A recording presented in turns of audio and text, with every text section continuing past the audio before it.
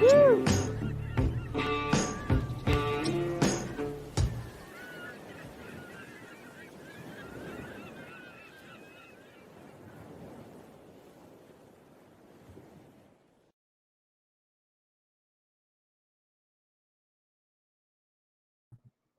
Hey everybody, Jim Sammons here, the Kayak Fishing Show live, brought to you as always by Ballast Point Brewing Company.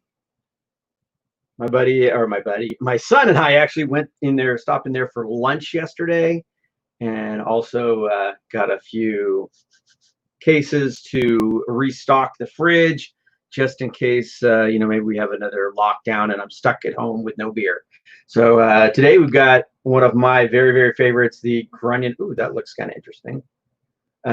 Grunion Pale Ale, which is kind of interesting because in some places it's called, they call it a Grunion IPA. So I guess that's where they distribute it. But it is one of my favorites. It's only seasonal, so whenever it's around, I always grab one. It's kind of a hoppy pale ale. And it's so good. Definitely one of my favorites. But like I said, we stopped in there for lunch yesterday, had a great lunch.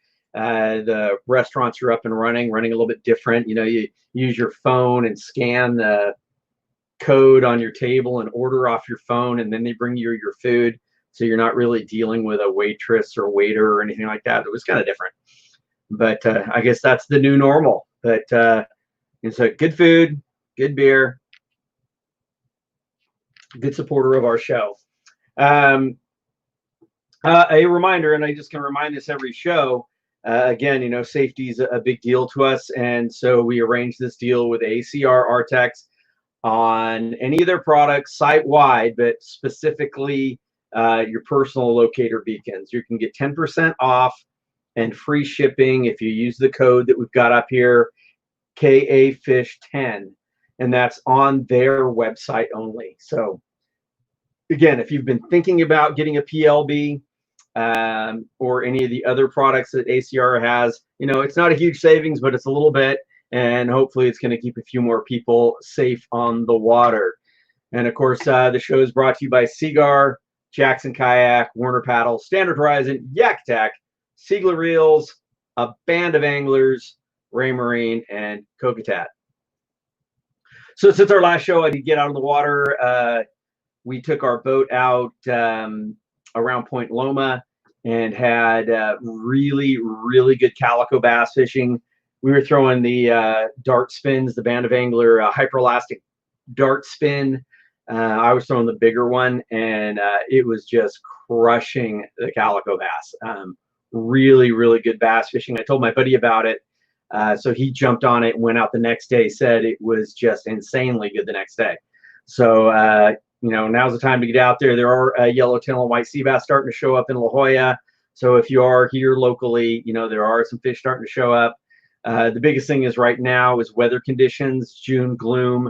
It's really up and down. One day is grease calm, the next day is drizzly and breezy and, not as nice. But, just pay attention to the conditions. But the fish are showing up, the water's warming up, so everything's getting better.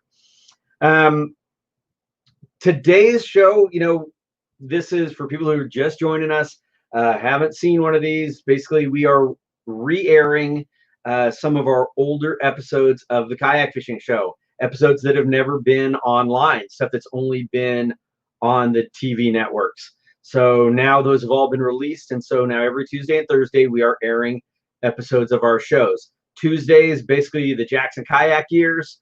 Thursdays are the Ocean Kayak years, the early years, basically the first 5 years of the show. For those of you not aware, we are now in our 11th year airing, and we are now on Fox Sports. So every Saturday on Fox Sports, a new episode airs. So we are very, very excited about that. Today, we are airing season 6, episode 10, which was a trip with, God, now my mind's gone blank. We had a guy with us from Raymarine, and we went and visited our good friend Henny Marais in Panama, and went to a different area that we'd ever been to, much more remote, the Darien Coast. Just an absolutely cool trip. Some good fishing, and we actually got 2 episodes out of this. So this Tuesday and next Tuesday we'll have these episodes airing. We do some fishing, some great fishing, and some super fun kayak surfing, as you can see in that picture right behind me there. Getting some decent surf in the with the Kraken. I don't know if you can hear that. Wiki, wiki, wiki. We have a puppy, and it's decided it's going to play with its toy right outside my office door. So, with no further ado, I want to bring up my friend Henny Marais from Paddle Panama. Henny, how are you, man? Hey, Jim. Good, yourself? Good, good. It's great to have you back on one of our live shows. Sweet. Love to have you. Great to be back. And, seeing you out on the water there drives me crazy because we've been locked down here in Panama. Yeah. So, Henny you are in Panama City, right? Yep, that's right. And tell us why not? Tell us what's going on with the whole COVID situation that you guys are having to deal with in Panama right now. Yeah. So, crazy everywhere in the world. And we've been locked down for over 70 days now. So the shop's been closed, no retail. Only the critical industries are allowed to be open and trade. And people are allowed 2 hours twice a week, depending on your cedular number or your ID number or passport number. So the last digit allows you certain hours out. So pretty much you get 4 hours a week that you can be out. No surfing, no kayaking, no fishing, no recreation, nothing at all. Total isolation.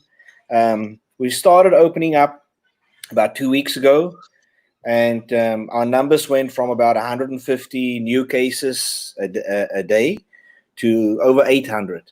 So they've been putting us back now. It looks like we're going to go back maybe to stage 1 or stay at stage 2. And, stage 3 would be opening up our shop.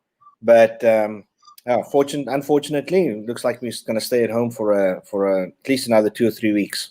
Oh, man. That's worse than here. I said we have seen an uptick, but things are opening up anyway. They're continuing to open up as long as people stay smart about it, take the precautions. Some people fight it, but as far as I'm concerned, wearing a mask, if it allows me to go outside and to go fish, I'm willing to wear a mask from time to time. Yep. Some of the rules I don't know I'd necessarily agree with, but we're not here to talk about that. We're here to talk about good, fun stuff. Absolutely. And this trip to Panama, we've gone fishing with you several times down there. I absolutely love Panama. There's a lot of different opportunities for different styles of trips down there. One thing that's very cool about the way you do your trips is they're really an adventure. It's not going to a lodge. It's not, it's truly a cool adventure. Yep, absolutely. I mean, where we go, there's no roads, and you can't drive there for sure. And my last trip that I run, we actually spent a couple of nights in jungle hammocks. So we just kayaked up the coast, pretty much the same area that we fished in your show. But instead of going back to the village, we pushed jungle hammocks, which allowed us to fish till almost 7 o'clock at night. And at first light, you just make 2 strokes with the paddle and you're casting. So Right. That was pretty cool. Something different. Client loved it. It's not for everybody, but definitely an adventure. Well, before we get the episode going, tell us a little bit about that area. Where were we exactly? Because we were about as far south in Panama as you can get, right? Correct. We were about 15 nautical miles from the Colombian coast in a border town called Jaque, which is right next to the famous Bahia Piñas, or where Tropic Star Lodge is based. And Tropic Star Lodge is the destination in the world with more world records than any other place in the world, more saltwater world records than any other place in the world. So that area over the last 50 years was probably one of the best fishing destinations in the world. And we fish from the village of Jaque all the way down to the Colombian frontier. And then we also, paddled up north to Playa Muerto, which is a Huanan Indian village. No roads, like I said, with 100 nautical miles from the village of Ake. Only access there is by boat or airplane, and it's probably one of the least harassed rainforests in the world down that coast. I remember one of my favorite parts of the trip, and I don't remember if it's in this episode or the second episode, was going upriver to the small village. Sorry, my dog came in to visit me, one of my other dogs. Was going up there to that Indian village, all the kids. That was something really, really special. Yeah, the village of Birukera, it makes you, when you go up there and you see how simple life can be and how happy people can be, it can make you very grateful for what you have and what you do. And it's beautiful. Amazing people up there, up that river.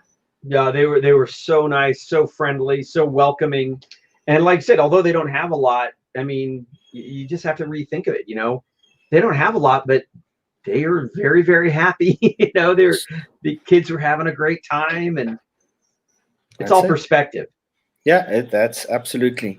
No, it's that village is really unique place. The people are very isolated up there. There's living is total subsistence living, no power lines, no utilities. Nowadays, with modern cell phones, we're starting to see that technology sneak in, even into the remotest areas. Could be good, could be bad, but really isolated and unique places. Well, let's say hello to a couple of people before we run the episode. Some people have made some comments or just saying hello. Froglid, thanks for watching us over on Kayak Fishing Tales. For those of you who are watching on Facebook, we also air these at the same time on Kayak Fishing Tales, our YouTube channel. So we appreciate everybody that watches over there as well.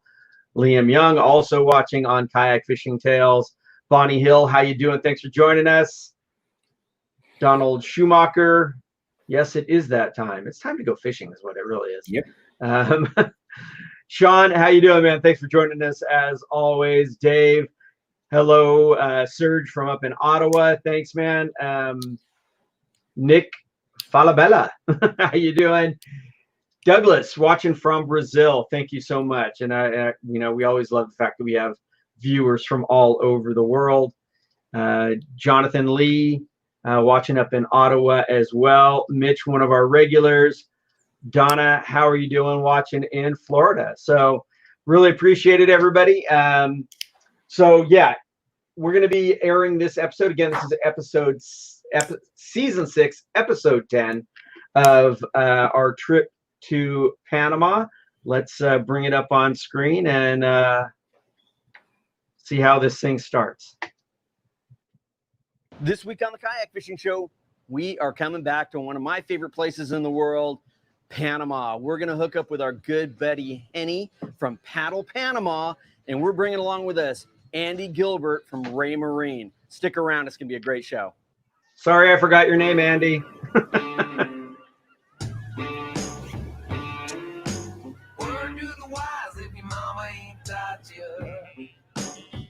Don't stand in front of a man and a fish he ain't caught yet. Honey, if the world calls me, tell him I'm fishing. I'm going fishing.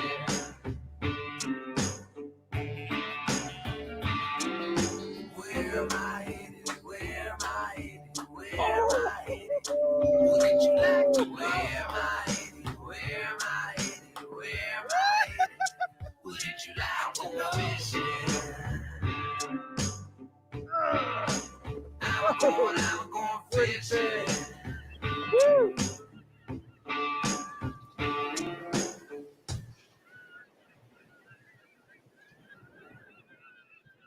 Jackson Kayak's Kayak Fishing Show is brought to you by Jackson Kayak. One family, many waters. Seagar. Trust Seagar when everything is on the line. Yak Attack. Rigging the dream. Mountain Khaki. Live life untucked. Body Glove. Featuring the new 3T Barefoot Water Shoe. And Hook One. everything you need to get out there and hook one. This week on Jackson Kayak's Kayak Fishing Show, Jim Sammons is joined by Henny Marais and Andy Gilbert to return to Jim's favorite place to fish, Panama. This time our adventures take us to the remote village of Kayak, hundreds of miles away from any roads or city. To get there, fishing equipment in hand will take the guys a bit of work. Thankfully, expert guide and owner of Paddle Panama, Henny Marais, is on hand to make it all seem easy. Okay, my name is Henny Marais. I have a paddle sport business here in Panama. I've been doing this for the last 3 years now. I've been living 18 years in Panama and mainly been in the sports fishing industry, down in the Darien jungle and up in the Cueva area. It was a very unique experience. I totally remember coming in on this little, about 8-seater airplane, and we start making our turn over the jungle. And as far as I could tell, I do not see a runway at all. And so I'm thinking to myself, where are we going? What have I gotten myself into? All of a sudden, the trees clear a little bit, and there's this tiny little runway in what appears to be in the middle of nowhere. I remember coming down, pilot makes a great landing, and we step out, and we're about as far off the grid as I've ever been. Nothing but jungle. There's a small village right next to us, and it really put it in perspective on where we were, and it's also one of the most beautiful places I've ever been to. The Darien is an amazing place. It's one of the last untouched rainforests of the world, and it is also the closest rainforest to the US, and it's just a spectacular piece of jungle. We have an amazing coastline here running for maybe more than 180 nautical miles, just stretching down from mangrove forest, which is incredible habitat for small fish, down to massive bullfish, and this place is renowned for its world records in the world. This is my fourth trip to Panama, and what was really cool on this one, we came to a very different location. We'd never been here. The location was Kayak, which is about as far south, a small village about as far south in Panama as you can get. After that, just not too far down the coast, you would have been in Colombia. So remote, not a lot of people fishing it, absolutely pristine looking locations. Coming to Kayak is very authentic. I mean, it's not a tourist location. It's not for everybody. It's not for somebody who wants to be sitting at a resort and having somebody bring them Mai Tais. You know, this is a place where you have to be pretty self-sufficient. But that was a lot of what the charm of it was. You know, we had to punch through good sized surf and make our way down the coast. This is not kayak fishing 101 at this location. I mean, you had to have some experience, or at least be a pretty in shape person and ready for really long days, high winds, lots of current. But if you're willing to do that, you will see things that you've never seen. Some of the most beautiful coastline I've ever seen. This week while we're in Panama, Andy and I are both paddling the new Jim Sammons signature boat from Jackson Kayak, the Kraken. Probably the key feature to the Kraken is its paddle ability. It's long, it's narrow, it's fast. It is a paddler's fishing kayak, but it's also packed with features. It comes with the K-Crate, which is easily turned into a bait tank. It comes with 8 rod holders, multiple sections of Yak Attack gear track. We have a transducer scupper on the bottom of the boat, which is made to accept the Raymarine Dragonfly's transducer. There's a plate at the forward end of the center hatch that is a perfect place for mounting that fish finder. Of course, like all Jackson kayaks, one of the awesome features is the seat. These things couldn't be more comfortable. Well, they actually made them more comfortable by adding a Thermarest lumbar support. Now you can sit in these boats all day. That's just a little bit of the features of the new Jim Sammons signature boat from Jackson Kayak, the Kraken. When we come back, the guys are on the hunt for big fish in the big waters along the shore of the forgotten coastlines of Panama. The Kayak Fishing Show is brought to you in part by Jackson Kayak. One family, many waters. Learn more at jacksonkayak.com.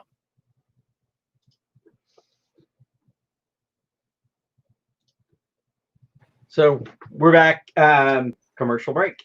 I mean, that's. I said I don't watch the shows and everything. I don't watch them in advance of doing these. So that's what I love about just kind of going back and rewatching them and kind of reliving the memories. Like Andy was saying, I mean, it is that same thing as we were over the coast and then made the turn. And it's like, where are we landing? Because it's that hidden little runway. Yeah, it's a really pretty flight. You know, as you take out off of Panama, you see the Panama Canal and the real modern city of Panama. About 40 miles, you go over the Pearl Islands, which is really beautiful. White little beaches, hundreds of little Pearl Islands, and then you fly for maybe 60 miles all the way down the Darien. And you can see actually where you're going to fish. So you get that excitement building up in you. See, man, look at that. Look at that structures. Look at that water. Look at the jungle coming down to it. So by the time you land, I mean, you're already stoked because you literally saw it from the air. Yeah, and there's so much. I mean, the inshore fishing doesn't take long to get offshore to be in blue water. You know, a lot of the blue water fish come in close anyway, because there's so much bait. I mean, just absolutely amazing place. And excuse me, you had the small house down there, which, I mean, just some of my memories of that, all those toads. In the jungle. Yeah, it's just, I said, just so many great memories of that. Yeah, you know, the village. So how did I pick the spot, right? We're staying in Tropic Star Lodge, and I was like, man, I will never be able to afford to go and fish in a place like this. I gotta get myself a piece of property, right? So I can. At that stage, I was loving to fish for. I was crazy about fly fishing for sailfish at that time, right? So okay, well, this is going to be the place. The sailfish is like 2 miles offshore. You can fish in the Panga, whatever, and you know it would be a great place. So the main reason how you pick a place like that is. The question is, can you buy a cold beer there? All right. Very important. When you can buy a cold beer in a village, it means there's enough infrastructure that you could actually live there. And so that village has got 24-hour power. We got a really clean drinking water with a big NGO project that was done. There's a small hospital there that can take out a hook if you really mess it up. And, you know, the basic field hospital, so all the infrastructure, the safety, you save. The police has a really big contingency down there because it's a border. Yeah, because it's a border town. Yeah, it's so close. So the police has a big contingency. So I mean, cold beer and all the other amenities, and that was the place with fish just off your doorstep. Yeah. Now, so we would launch from the beach right in front of the place. As you can see, it does get some surf. The alternate launch was to go out the river mouth, which could also be a little dicey, a little exciting. What was interesting, I remember also, is every day, if you went out through the river mouth, you had to check in or check out by the police. With the police, had to give your passport, correct, and say what you were doing. And yeah, so you check out with the frontier police. So we have 2 seasons in Panama, rainy season and dry season. During the dry season, which runs from November to April, we have northerly winds that blow, right? And that northerly winds, we got a little bit of it coming along shore that made paddling sometimes a little difficult, but you can drift those winds. But when the north wind blows strong in Hake, it flattens the water. So you can maybe get like 1 foot, 2 foot at most, and that water gets crystal clear. And that's normally mid-December, could be as early as November, but normally December, January, February, March, it goes flat. And then from April, May, June, and in August, September, we get southerly winds, which blow straight onto that village, and it's not protected. It can get big. So we typically don't fish that time of the year, even though it's awesome fishing. And so I start fishing there sort of mid-November till about April. Even though fishing is good year-round, it just makes getting in and out of the water a little bit harder. Gotcha. And we were talking about the rainy season also. can be a great time to be out there with everything being flushed out the rivers and Absolutely. bringing Dorado in really close because you're going to get logs and everything else out there. So yeah, no, the killer time for Dorado is November, right at the end of the rainy season. Okay. So it starts clearing up, but you still have the big trees that's drifting through, and you get them 60-pound plus. That's a big Dorado. They are incredible. That is a big Dorado. We had a couple other people say hello. Donna, she says hello from Florida. I think I said that one already. Martinez Mike from Costa Rica. Thanks for joining us, man. Karen here in Cleveland, Tennessee. I didn't know that was a place. Tommy says, let's go fishing in Indonesia. Tommy, set it up and we'll go.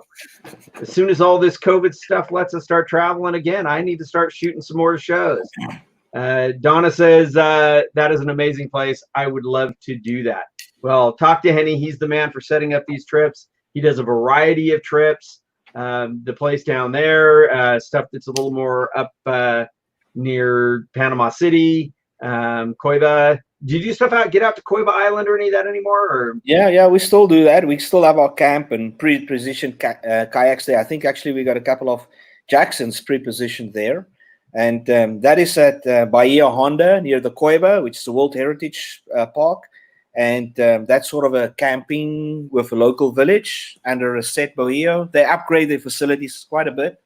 And so, yeah, being hosted by a local family and going into a World Heritage Park area, we just fish outside of the nature park, is just incredible. That's a beautiful spot. You've had some good fish. I think you had a really good rooster there. Yeah. Coiba is absolutely amazing. Bahia Honda was a fantastic. That's another episode we'll be showing later. As soon as we get those all downloaded, we're still working on getting all these episodes. We've got 140 episodes or something like that. We need to get all downloaded. So haven't gotten them all downloaded yet. We're still working on it. Lost Horizons Fishing, hi from Huntington Beach. Thanks for joining us, man. So anyway, let's get this episode going again, and otherwise we'll be talking all day and not watching the show.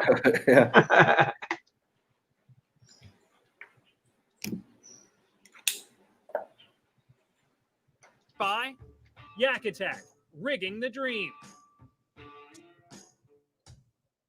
Welcome back. This week, Jim is joined by friend Andy Gilbert from Raymarine. Together, the guys are fishing the big waters off the coast of Panama in search of big fish from their Jackson kayaks. What a beautiful coastline.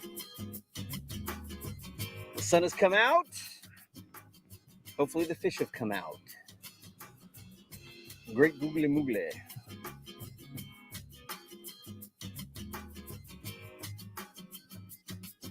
Our host here is Henny Marais from Paddle Panama.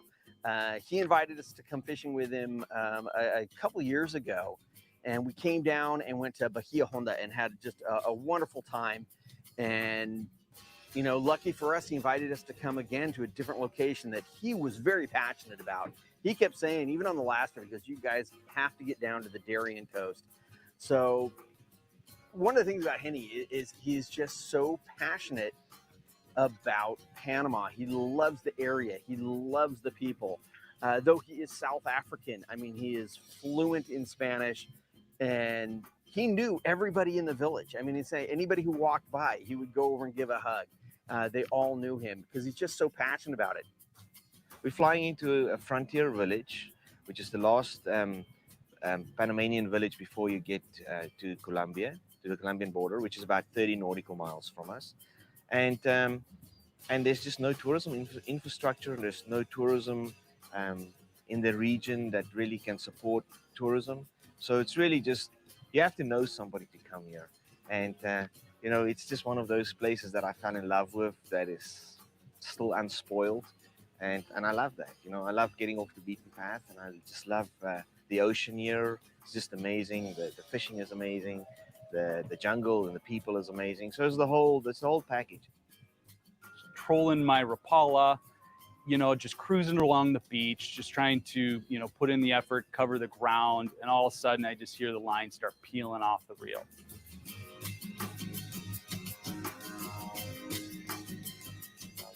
Again, another absolutely beautiful species, landed a good sized pompano. And man, what a great experience that was. Pulled up almost to stop and check where the boat was to support me for fixing my other reel. And as soon as I slowed down a little bit, the line just started peeling off the back. Played with it for a little while, and sure enough, got it on the boat.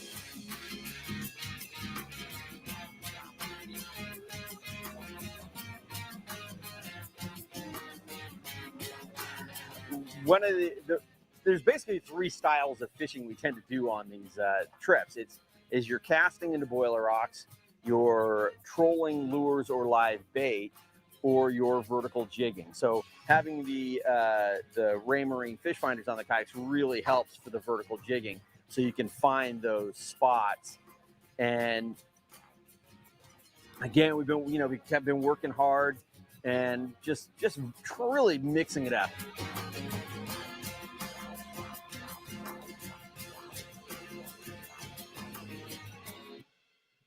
This week while we were in Panama, I was doing a lot of trolling and vertical jigging. I had one setup that worked really well for that. That was this 6-foot Fox travel rod. The really nice thing is, packs into this small tube, very easy for me to travel with. This is actually, if you believe it or not, 6-foot rod is a 5-piece rod. It was great for trolling and that vertical jigging. The reel I was using was an LG. Great high-speed reel, very powerful. If I hooked into that big fish, I knew I had the power to get him out of the rocks or get him to the boat. On my reel, I had it loaded with Seaguar, Threadlock, 80-pound hollow core braid. That allows me to do my knotless loop-to-loop connections, so I have no knots going through my guides. I have the wind-on leader, and my top shot was generally, for that kind of fishing, was 80-pound Seaguar fluorocarbon leader. That's the set I was using in Panama. Check it out.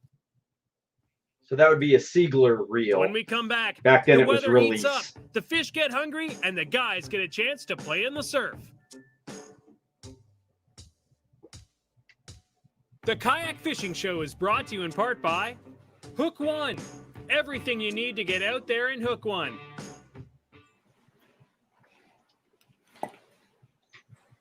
So yeah, I know we have the surf coming up here in a second, and that was some of my favorite part of that whole trip. I mean, it was such a fun wave, and surfing kayaks is a blast. So, when you're sitting down, even a small wave is over your head. So when you get good sized waves like we had there, it was really, really fun. A lot of wipeouts. These boats are made for paddle and they're made for fishing. They ain't exactly, they're not really designed for surfing. They're made to handle the surf.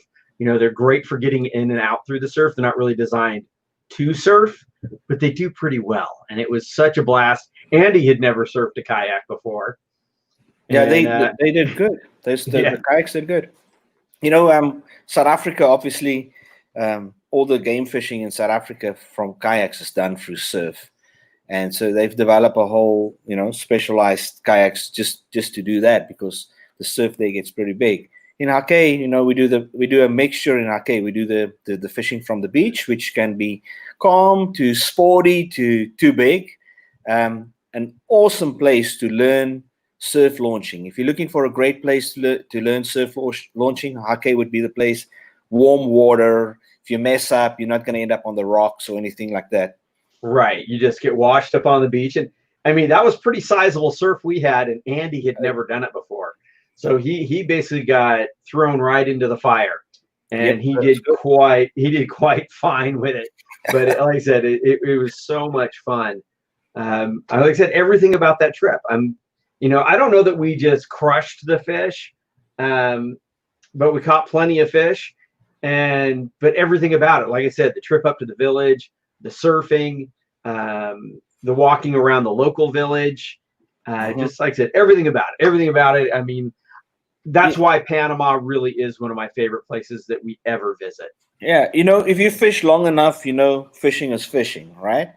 And this is most probably one of the best fishing destinations. Like I said, it has more world records than any other place in the world. But fishing is fishing. And what makes great fishing trips is the camaraderie, the friends you fish with, the local people, the local experience you take away. It's the whole package, right? From the moment you arrive in Panama till the time you get back at home. That's what makes great fishing trips. Now, catching that 50, 60 pound rooster fish, those are the cherries on the cake, you know. Wow. Catching that marlin. This area is the home of the black marlin, and which is a whole. You know, we didn't even get a chance to get that far offshore and fish for marlin or sailfish. We pretty much spend all our time inshore. There's just so much to do. You know, you can spend a lifetime down there and fish with the local kids with their dugout canoes that surfed with us when we were surfing. Yeah, watching those kids in their dugouts go through the surf like it was nothing, standing up in their dugouts and bailing water at the same time is just so cool to watch. I mean, we were there for a week. It wasn't long enough. You know, yeah, like I said, you're gonna spend a lifetime down there and never get done. Yeah, for sure. Well, let's keep her rolling.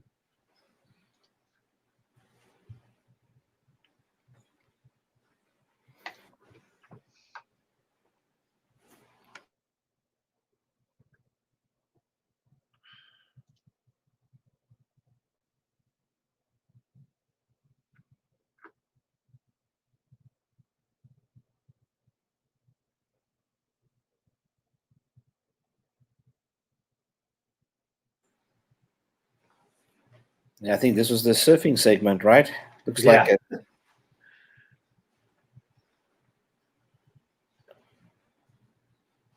That's sporty. Look at that. That's way overhead. Yeah, no, they were sporty waves for sure. I caught some great ones, had some great rides, and had some great crashes. Yeah, I don't think you got the music of the videos on. That's Andy coming in. Oh, you know what? It's His first wave. He did really good there. Capitalizing on the energy of the ocean. Here's a good wave. This was the feeling wave. that Yeah. power, timing it up right, so you get that perfect wave. Every wave is different. There's no two waves that are exactly the same. I mean, at least in most places, unless you're at the place with the perfect wave. Every wave's different, so you have to be able to react. You have to be able to judge the surf, know which ones you can take off on, know which ones you need to back off on. So it's a game to know how to do it properly, and when you do it properly, it's just such an awesome feeling. We're timing it up wrong and get the wrong, get a terrible wave and get this. Oh, I definitely got aced here.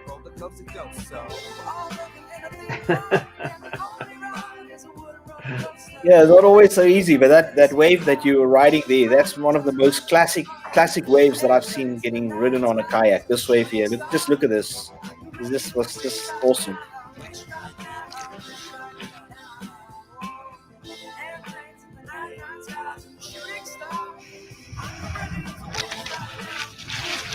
And boom.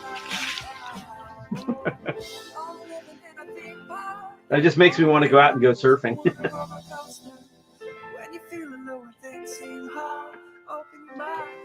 And there's the guys in their dugouts.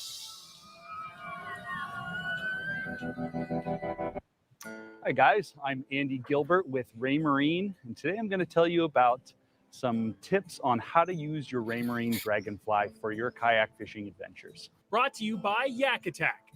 Yak Attack, rigging the dream. The three main things I'm going to go over that I'm going to show you is how to adjust the color for things like when you're fishing in the direct sunlight, how to adjust the noise if you find yourself having a little bit of clutter at the top of your screen, and how to adjust the range if you want to focus on a couple specific top water column, for example. The first one I'm going to go into is color. It's something that gets brought up to me at a lot of different trade shows. Is I fish in the direct sunlight. It's a little difficult to see.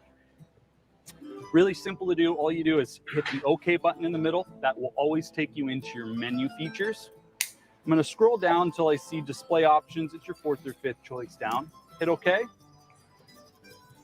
Then it's going to ask you, do you want to change the color on the sonar, which is your top one, or the down vision, which is your bottom one? Most commonly, you get asked about the down vision, so I'm going to quickly show you how to do that. Hit enter on the down vision. It gives you a whole list of colors here. The one I find that works best, again, for kayak fishing is to invert the color. I just hit enter, and now when I go look at the screen, it's got a nice white background. The second one is I've had some feedback say, hey, sometimes I'm out cruising around my kayak and there's just a little bit too much clutter at the surface. I'm trying to find that bait. Well, there's a really simple adjustment you can make on these Raymarines. Go into your menu structure. This time go to sonar sensitivity. Down at the very bottom, you'll see noise. And what that essentially is referencing is that line or some of the clutter sometimes you can see at the top of the screen. You can go in and manually adjust it by hitting enter. And I typically recommend just adjusting it increments of 5 or 10% until you just see that nice clean picture. The other tip I like to use is if I'm out fishing in deeper water, you know, you got a 5-inch screen, a pretty good sized screen here, but if you're in 600-700 feet of water, it's going to stretch that screen out to say 700 feet, which makes your targets very, very small. So you can go into these guys and change range from auto to manual. What that allows you to do is only focus on the top part of the water column that you are interested in targeting fish. Again, hit enter or OK to take you to that menu feature. Go down to range.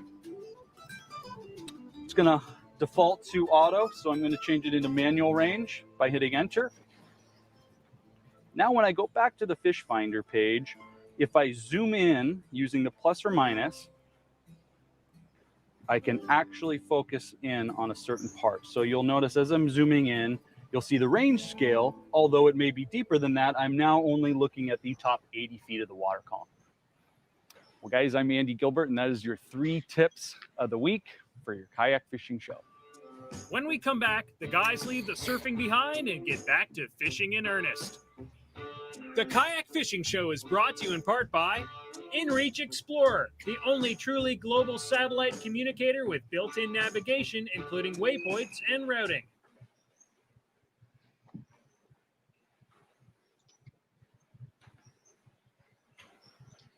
We're going to get back to fishing in earnest. Yeah, I need to get out. After 70 days lockdown, it's about time to get wet. Oh my goodness. Yeah. Well, I said I finally got out fishing a little bit. We got out fishing on our boat this last week, and that was just it was nasty conditions. It was really, really breezy and choppy and everything else, but it's like I didn't care. It was just so good to be out there, and the fishing was actually pretty good. Yeah. Anything to get out on the water.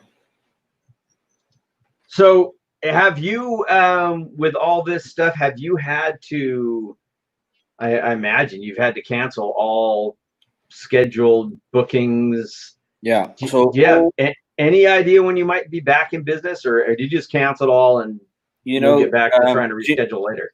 Jim, for me right now, we'll start again around the 15th of November, and that's it. You know, we'll do some local trips here with our local club and our local kayak guys here. Awesome. We got an awesome group of kayak fishing guys here now. 2 or 3 different groups. I think right now in Panama, our total is maybe pushing 150, 200 kayak guys. You know, a couple of years ago, we had nobody or just a few guys.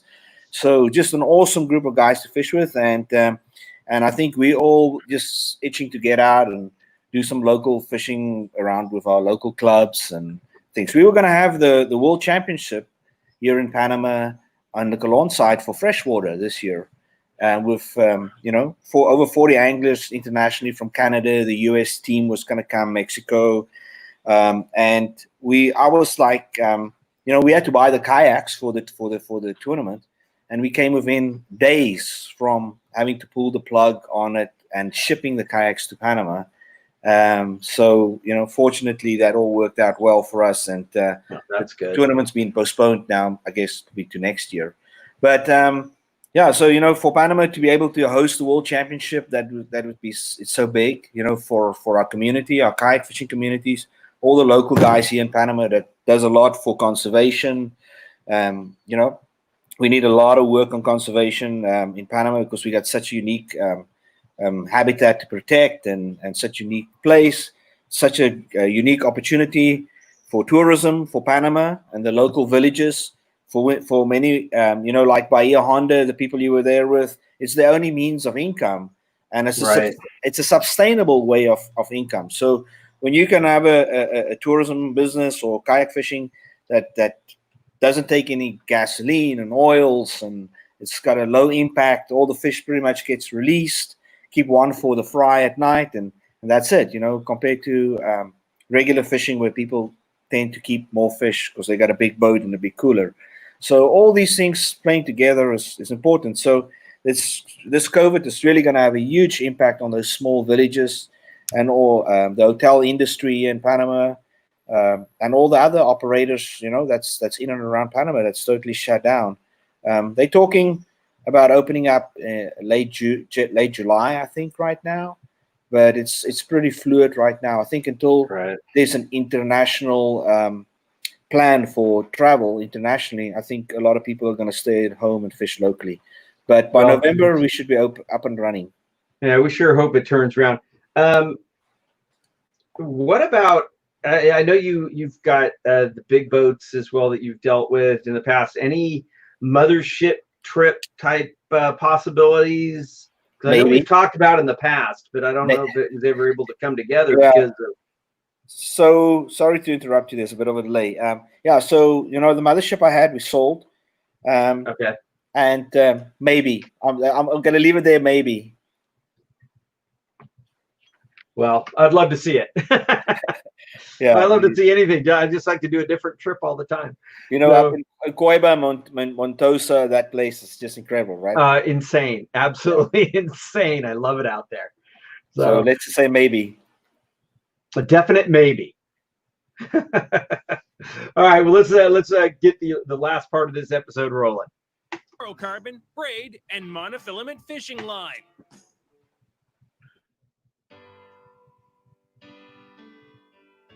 Welcome back. This week we joined Jim Sammons, Andy Gilbert, and Henny Marais in Panama for a week-long adventure along the coast.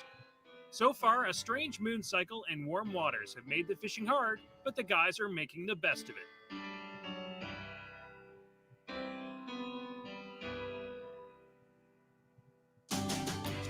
Darien is one of the most beautiful places I've ever been. The unique part is we paddled for miles and miles and miles along this coastline. A nice little snapper. A couple things that stand out to me is just the forest. Forest comes all the way up to the water's edge. And the other thing that stands out to me is we would go days without even seeing another boat, often another person, and you're in some of the most beautiful places that if you were anywhere else, we'd be battling thousands of other fishermen, and we are literally all alone in this most spectacular area. So just working spot after spot, I saw a pinnacle and dropped a bait wrap iron. It's a guy who makes custom lures in San Diego, and they're just really cool looking lures. And started vertical jigging, and boom, got a very nice pompano. It was a good fish. Got it right up to the surface.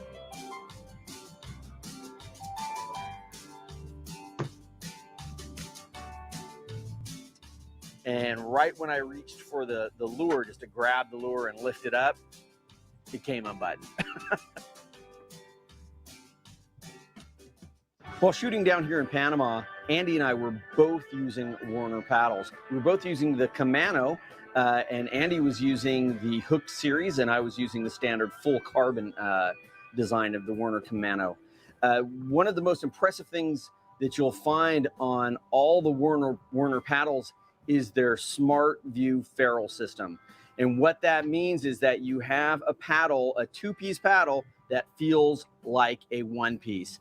There's no ridges. There's nothing that's going to grab your PFD or on your line. It's very smooth.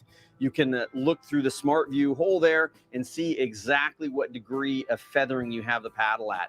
So it makes for it very easy to dial in the paddle to your paddle stroke. Now there's a lot of gimmicks out there to say something is a fishing paddle, but in all honesty, a great fishing paddle is a great paddling paddle, and that's a Werner paddle.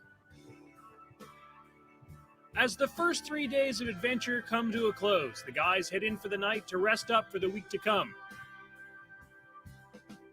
Tune in next week as the fish get bigger and the guys have a chance to experience real Panama as our Paddle Panama adventure continues.